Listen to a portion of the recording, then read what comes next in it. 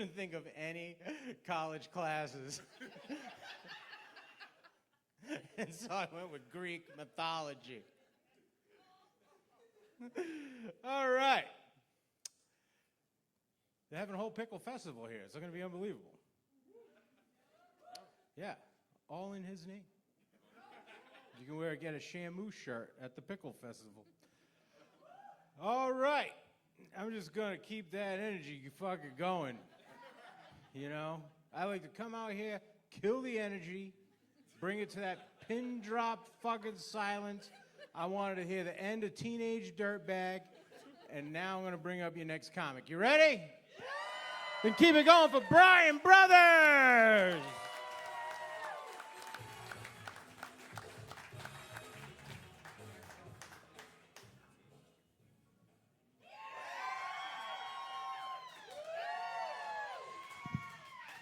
God damn, you all look so beautiful tonight.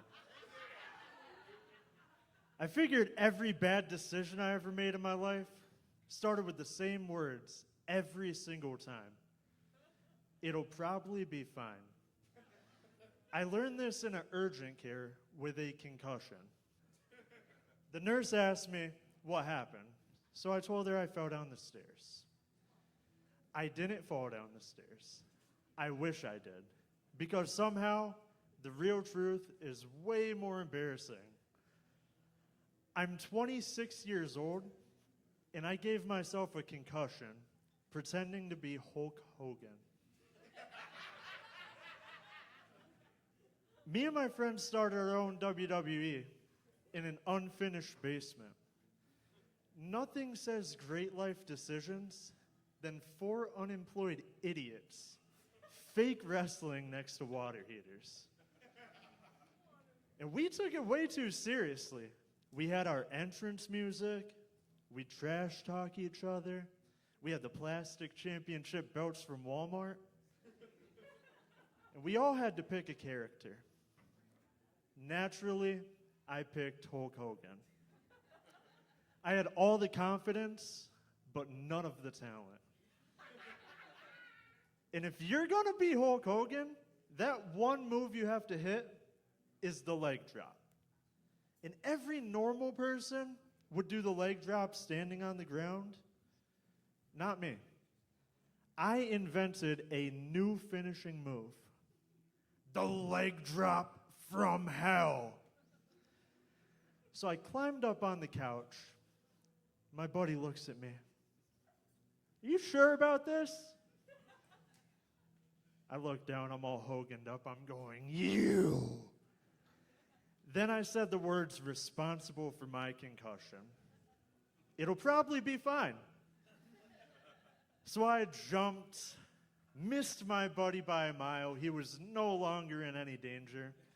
And I introduced the leg drop from hell to the floor. Turns out concrete does not care that wrestling is scripted. So I wake up, one buddy's in a panic, one buddy's recording me, and the other buddy's going, 1, 2, 3. So in the urgent care, the nurse asks, what happened? And I'm not telling this poor woman that I gave myself a concussion fake wrestling. She'd send me to a whole different department, not neurology, the department where they hide the crayons and you're playing with safety scissors. So I told her I fell down the stairs. She looks at me, she goes, you want to try telling me what really happened? I broke.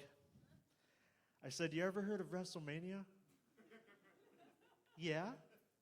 Well, this was Basement Mania, brother. Couple weeks after that, I'm drunk at a block party, and 2 women approach me, saying, Brian, you should come to Fire Island tomorrow. It's going to be a blast. I thought to myself, bonfires, burgers, cheap beer? It'll probably be fine. Really quick, are there any gay people in the crowd? Well, buckle up, cocksucker. You're in for a hell of a ride.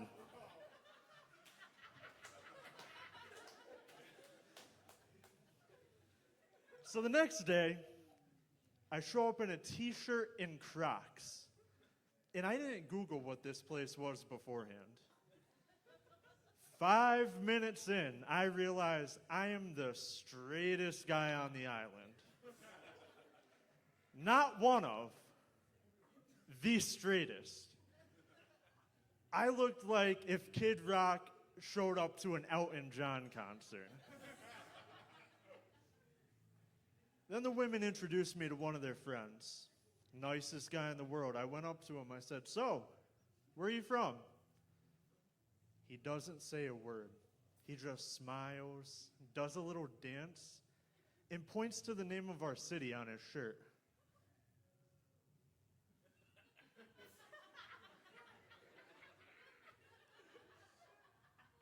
That's the proudest I've ever seen someone say that they're from Hartford.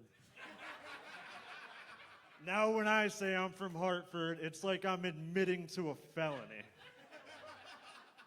So I ran to the bathroom after that. I opened the stall, glory hole, closed the stall. Turns out that's the main tourist attraction of the night. After that, I ran to the bar, grabbed a drink that they call rocket fuel. And it was $40. And at that price, I don't care. At that price, I'm not buying a cocktail. I'm making monthly payments on it. After a couple of those, I didn't care what island I was on. Fire Island, Gilligan's Island, Epstein's Island. It'll probably be fine. Now, if we're ever out together and you hear me say those words, just look the other way and run. Because these weren't stories, they were warnings. Either I'm going to be waking up in an urgent care, or we're in for a hell of a night.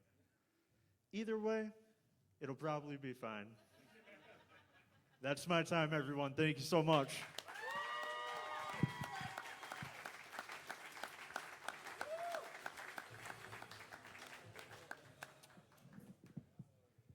All right, just gonna keep that energy flowing to the next guy. This next comedian is a special treat. He's actually a semi-finalist in the black belt division of the Last Comic Standing here this year.